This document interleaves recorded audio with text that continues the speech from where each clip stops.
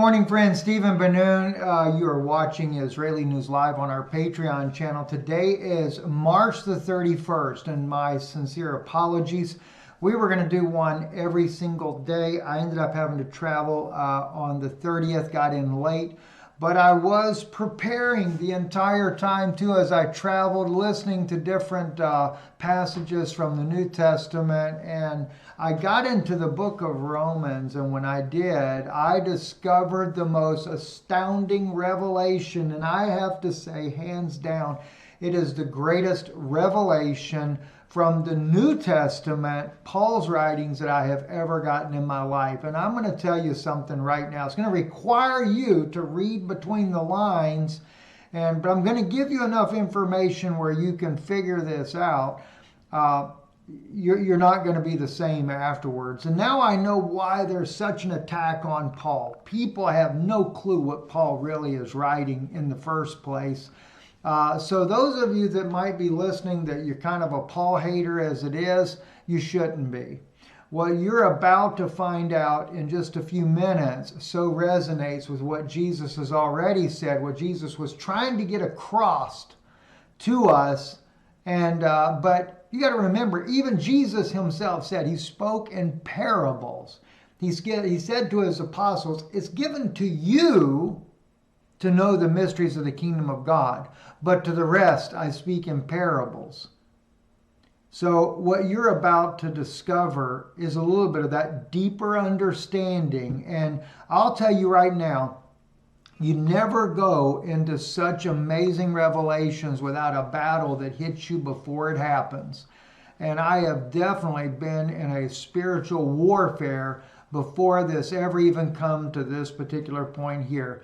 But I trust that God will take care of the warfare, and that He will fight the battles, and that He will help me to prevail, and that you will be able to be blessed as a result. I want to share, I've just got this clip here, Jesus with the Pharisees and Sadducees. We're looking in Matthew's Gospel. I forget which chapter, but we'll see that in just a moment. Wherefore they are no more twain, but one flesh. What therefore God has joined together, let not man put asunder. How many times have we really thought, oh, God joined it together? In other words, if the marriage has not been sanctioned in the church, then God didn't put it together, so therefore, you can go ahead and get a divorce and it ain't going to matter. There's all kinds of nonsense laws in marriage and divorce, and people never get what Jesus says. Never. They don't get it. You don't get what Paul wrote. You don't even get what Moses wrote, for heaven's sake. Let me, before I even read what Jesus said, let me take you back to that beautiful passage I shared with you in the book of Genesis, and I said it was a prophecy. Ephesians, Paul clearly identified it as a prophecy. Jesus shows you that it's a prophecy, and people still, it goes right over their head. Went over mine too, so don't feel bad. If it went over your head, it went over mine as well. He's talking about, Moses is showing you how that there's a separation, that the woman was taken from the man and made he a woman. And it doesn't even say, oh my gosh, it doesn't even say, it does say, lakak min hadam. Okay? That which was taken, ashad lakak min hadam, that which was taken from the man, or from the physical flesh body of that man. And then he goes on to say in verse 23, V'yomer ha'adam zot ha'pa'am atzim me'atzme ubashar me'bishar lazot ikra isha. Okay, and the man said, this is now bone of my bones, flesh of my flesh, she shall be called woman, isha. Okay, Isha literally is the fire of God. Then what does Adam say? Ki meish. Because from the fire of God, lakakzot, she was taken. It's not even coming from that flesh body now. He's talking about it is coming from that spirit, the fire. It is coming from the light. Remember when John says in the first epistle of John there, he writes in there, and the light was the light of men. You're missing the whole point of the fall. The fall happened even before they ever got to the tree of knowledge of good and evil. That only comes when it's recognized of the fall. They were naked and didn't even know it. The nakedness is not because you're not wearing clothes. It's because you're wearing a human body. Watch what he says. Therefore shall a man leave his father and his mother, and shall cleave unto his wife, and they shall be one flesh. And then everybody runs around, oh, we're going to leave. Oh, that's right. After, we grow up and everything, leave mommy and daddy, and we're going to go get married and become one flesh. Ephesians. What does Paul say here? For no man ever yet hateth his own flesh, but nourisheth and cherisheth, even as the Lord the church. You love your body, yeah, for we are members of his body, of his flesh, and of his bones.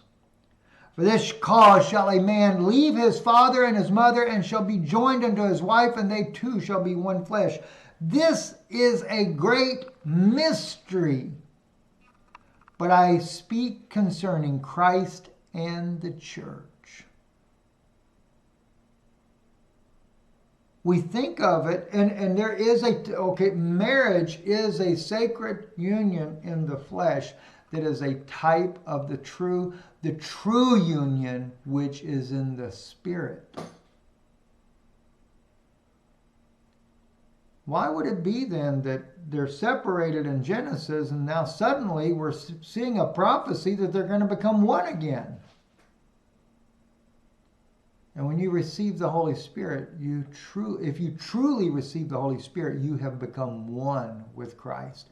You and your bridegroom are now one, not two. So when Jesus says over here, the Pharisees also came unto him, Matthew chapter 19, saying unto him, Is it lawful for a man to put away his wife for every cause? And he answered and said unto them, Have you not read that which made them at the beginning, made them male and female?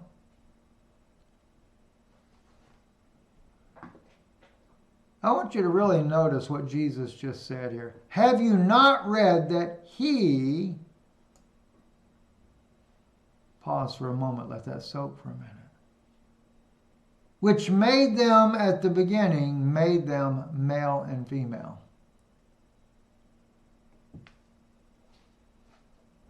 And said, For this cause shall a man leave father and mother, and shall cleave to his wife, and they twain shall be one flesh. He's telling you the mystery right there, and it's going right over everybody's head. He made them male and female. See? And he said unto them, Have you not read that he which made them at the beginning made them male and female? Let me show you what he's talking about. He's not talking about Genesis 2. He's talking about Genesis 1. Okay?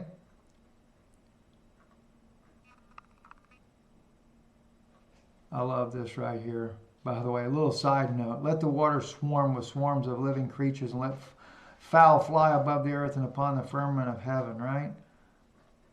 Right out of the water there was being creation done. Different side note. I'll go into that another day. And God said, Let us make man in our image after our likeness, and let them have dominion over the fish of the sea and over the fowl of the air. How are you going to have dominion over the fish of the sea and over the fowl of the air unless you have the ability to go there? And it's not Adam has that dominion. They have that dominion. The man and the woman. God created man in his own image, and in the image of God created he him. Male and female created he them. That's what Jesus quotes. Jesus is not quoting from Genesis chapter 2, but Genesis chapter 1, as we would call it. I say we would call it because you got to remember Dead Sea Scrolls. It goes into a whole lot of other things before we get to this. Genesis there starts off a little different than what we have. And by the way, it's an older Genesis than the version we have. So just in case you didn't know that. So, what are we getting at here? It's going to get really, really good. Let's go back to Matthew, though. He said, for this cause shall a man leave his father and mother, shall cleave to his wife. Now see, all he does, he first says, have you not read that he which made them at the beginning made them male and female? In other words, they were one.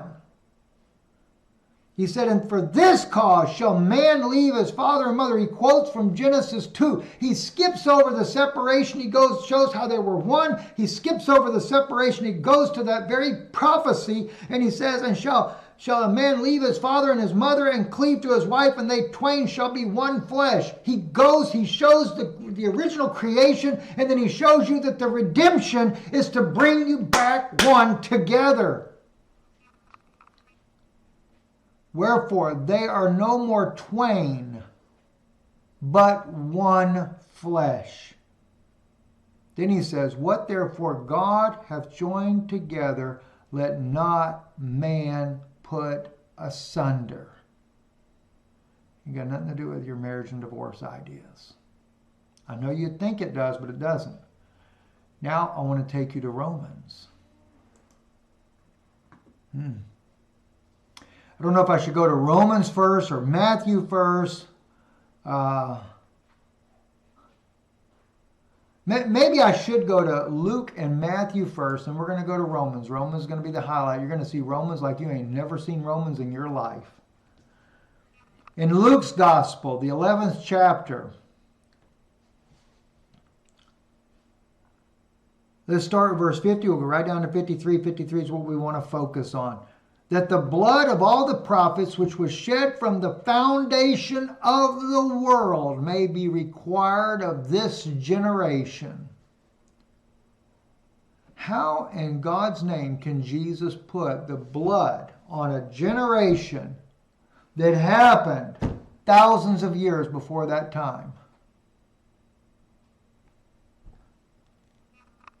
There's only one way.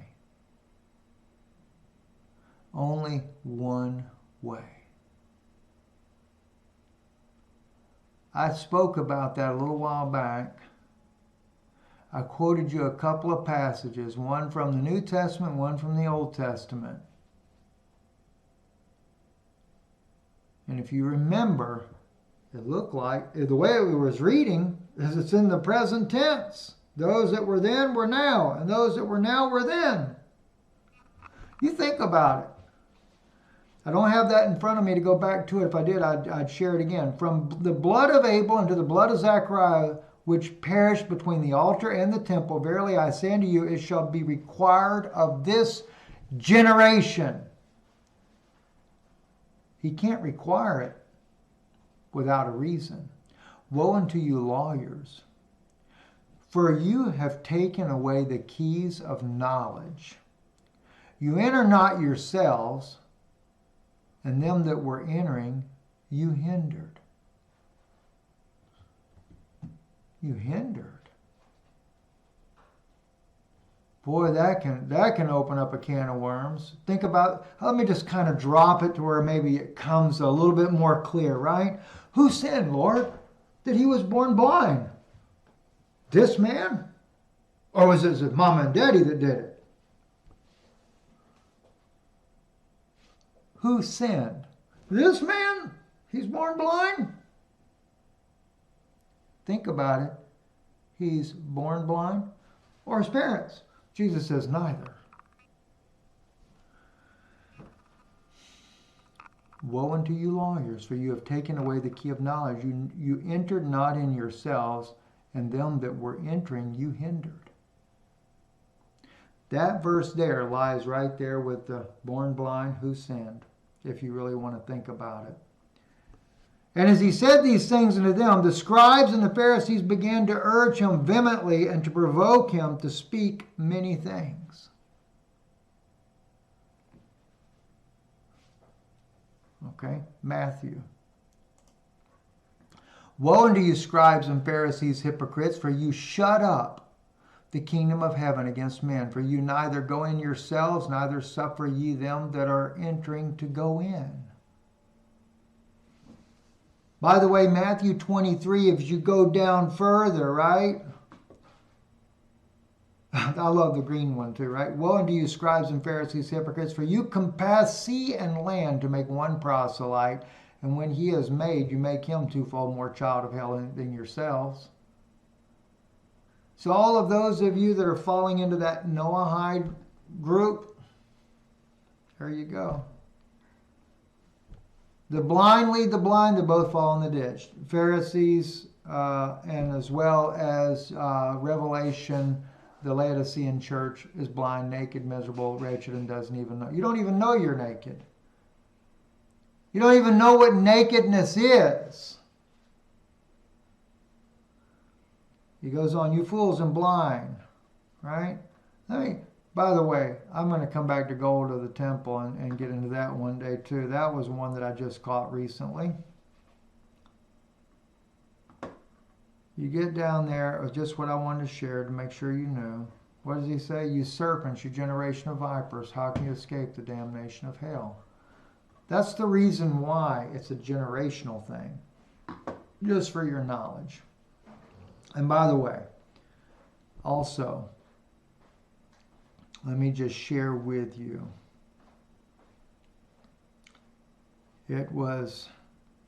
This is also in the Gospel of Thomas, these very things. The Pharisees and the scribes have taken the keys of knowledge and have hidden them. They themselves have not entered, nor have they allowed to enter those who wish to. Enter where? They don't want you to become one with Christ, because if you truly become one, if truly the man and the woman are united as one, they won't have you trapped in their cycle any longer. Now let's look at what Romans says. Romans chapter 1. And you're going to have to really put on your thinking cap right about now. For therein is the righteousness of God revealed from faith to faith, as it is written, the just shall live by faith. Not by knowledge, not by the law. For the wrath of God is revealed from heaven against all ungodliness and unrighteousness of men, who hold the truth in unrighteousness. Verse 18, let's look at that carefully. For the wrath of God is revealed from heaven against all ungodliness and to the unrighteousness of men. Who what? Who hold the truth in unrighteousness. The Pharisees are holding back that truth. That's what brings God's wrath. They held it from you. They don't want you to know what the real truth is. Why do you think that the Vatican, for example, has all those books? They burn them, right? They burn all the true knowledge books that God had given through his apostles back then. And I'm not saying that all of them are right, but there's a lot of truth that got burnt. And there's a lot of it they hold secret and don't want you to know nothing about it. Because they which may be known of God because that which may be known of God is manifest in them. For God hath showed it unto them. This is where you really got to think deep. For the invisible things of him from the creation of the world are clearly seen, being understood by the things that are made, even his eternal power and Godhead, So they are without excuse. Because that when they knew God, they glorified him not as God. Neither were thankful, but became vain in their imaginations, and their foolish heart was darkened. This is going back all the way to the beginning. This is going back before the flood. Professing themselves to be wise, they became fools, and changed the glory of the uncorruptible God into an image made like to corruptible man.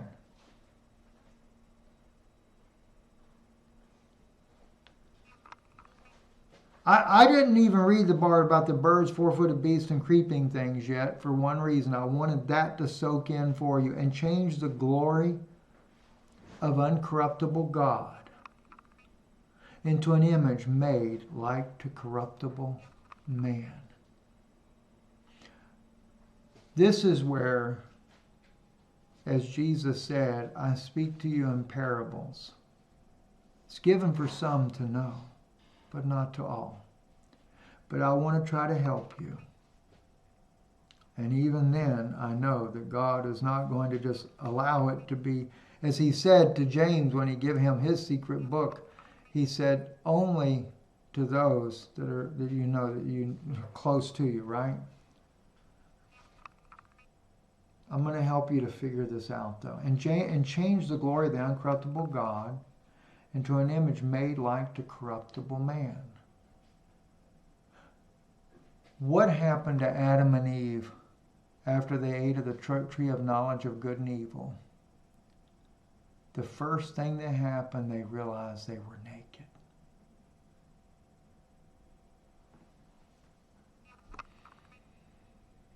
Jesus quotes a passage from the Old Testament. I think Isaiah wrote it. I will give them over to slumber eyes that they cannot see nor perceive.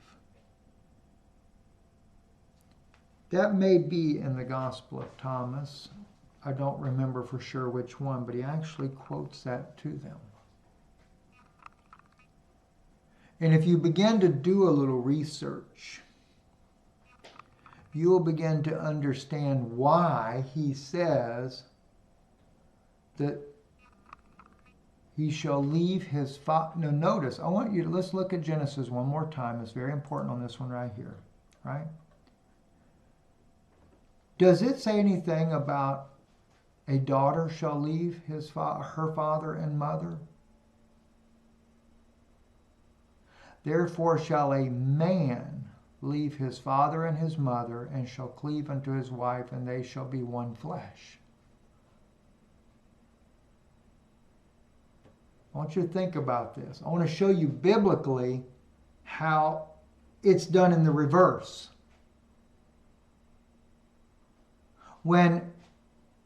Now, in this case here, Jacob is a beautiful type of Christ in the fact that he left his father and mother to get his wife, but it didn't become one flesh. He ended up with 4 of them. He wanted just Rachel, but he ended up with 4 wives instead. He got Leah, Rachel, Bilhah, and Hildah. All 4. It's not what his intent was. Therefore, it's not the perfect type of Christ. Other than that, it's always, they go get the wife and bring her back. Eliezer goes and gets the beautiful Rebekah for Isaac. Christ had to leave his father and mother. He left his father in glory. He was born of his mother Mary, and he had to go out and get his bride. And shall cleave unto his wife, and they shall be one flesh. Now, the important thing for you to understand here, and I don't want to get this too much over your head. This is what's important to understand. And change the glory of the uncorruptible God into an image made like to corruptible man. They saw something. Maybe that'll be a clue for you. They saw something.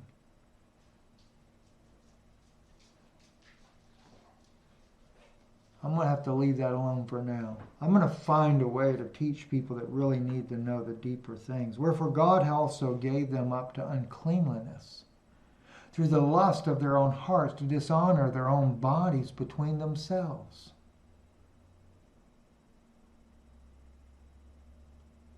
Man in a human body became the most corruptible thing. When Eve and Adam were separated, sin really set in. No wonder why they got to be reunited back. No wonder why Christ, that's why Paul said it's a great mystery. He said, I'm speaking of you, of Christ and the church.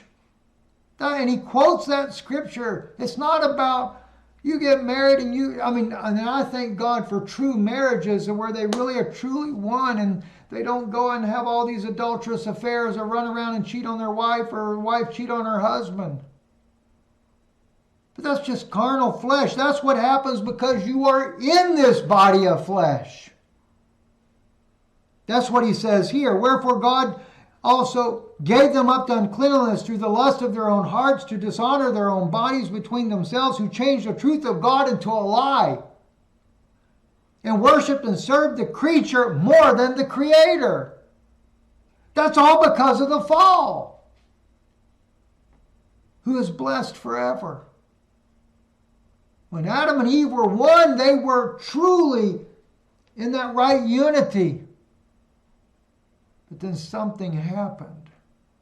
And what that something was changed the glory of the uncorruptible God into an image made like the corruptible man. That's what was happening. For this cause God gave them up to the vile affections. For even their women did change the natural use into that which is against nature. Oh, I know. You think that's a woman with a woman. No. I hate to break it to you, but I'm going to break it down to you exactly what he's talking about. Let's get it right now so you don't mess it up down the road. That the sons of God saw the daughters of men, that they were fair, and they took them wives whomsoever they choose. What did it say? And the Lord said, my spirit shall not abide in man forever.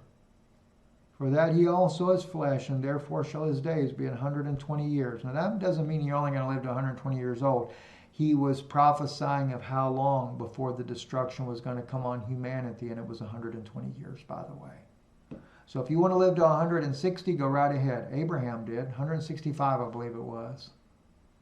Noah also lived long past 120. Abraham was born after the flood, just in case you missed something there.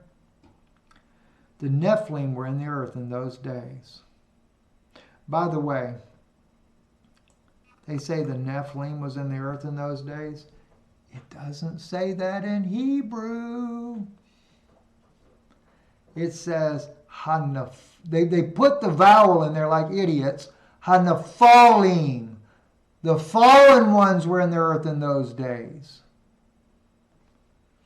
And also after that, when the sons of God came unto the daughters of men, and they bore children to them. Now, I know some of you are probably thinking, no, that's Nephilim. So let's clear it up right now before we get any further. I think it's in the book of Numbers, chapter 13. Let's go down and see. Here we go right here, right? And there we saw the Nephilim. Now, in the word Nephilim in Hebrew, see that little yod right there after the Phe? That's what the Nephilim are. It's a one letter added that makes it Nephilim. That is the children. Okay? Et ha-Nephilim b'nei sons of Anak. And he is from, mean, ha, and they put the vowels intentionally to mess you up, but they are from the fallen ones. That's what that means, Nephilim. Remember, Jesus said they have the keys of knowledge, but they hide it from you so you don't know the truth. They don't enter in themselves, and they surely don't want you going in. Just so you understand that. So that is Nephilim were in the earth in those days. So when Paul says in Romans, leaving the natural use of the woman, for this cause God gave them over to vile affections, for even their women to change the natural use in that which is against nature. They were never meant to cohabitate with Nephilim, the fallen ones, which were sons of God. They were not meant for that. It wasn't the design. And likewise also the men. The men are the ones that are really the dirty lowlifes. Leaving the natural use of the woman, burned in their lust one toward another, men with men, working that which is unseemly, and receiving in themselves that recompense of their error which was meet. And even as they did not like to retain God in their knowledge, God gave them over to a reprobate mind. They knew what was true, to do those things which are not convenient, being filled with all unrighteousness, fornication. By the way, if you ever decide to look at some of those deeper teachings, look at what fornication really is. Covetousness, maliciousness, full of envy, murder, debate, deceit, malignity, whispers. That all happens because we're in this physical reality that we're in now. Why do you think Jesus says, in that day you will know that I am in my Father, the Father is in me, and I am in you, and you are in me? Once you get that revelation that Christ is in you, the Father is in you, when it becomes a true revelation that you are united with Him, you won't go through this no more. You will truly be one with God. I'm Stephen Ben-Nun. We got some exciting months coming up. If you're not on Patreon, you need to get.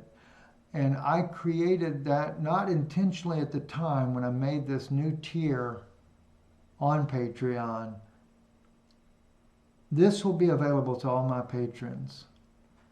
But there are going to be some teachings like this that I'm not just going to make open to everyone like that. At least in the beginning. They'll start off being specifically for those that really desire to know that deeper knowledge. And it's not about trying to put a price on something. I would rather the whole world know everything. But I've noticed that most of our patrons, you are those that have supported our ministry through the years, and you have chosen this platform to continue to support the ministry. It makes it easier for you, and I thank God for that. So I'm still wanting it to be that way. So that's why we're sharing more on Patreon for those of you that are supporters of this broadcast. Because the traditional way that it was done was through YouTube only. You guys shipped it all to here. So I want to keep and always do special things for you. And this is one of them. And I really trust this will open your eyes. There's a possibility I could go deeper with this, but I've got to figure out the way to do it to where it would be acceptable with the Father. I'll just say it that way. But I think there's enough here for you now. It should really equip you. God bless you. Thank you for listening. Stephen Ben-Nun with Israeli News Live.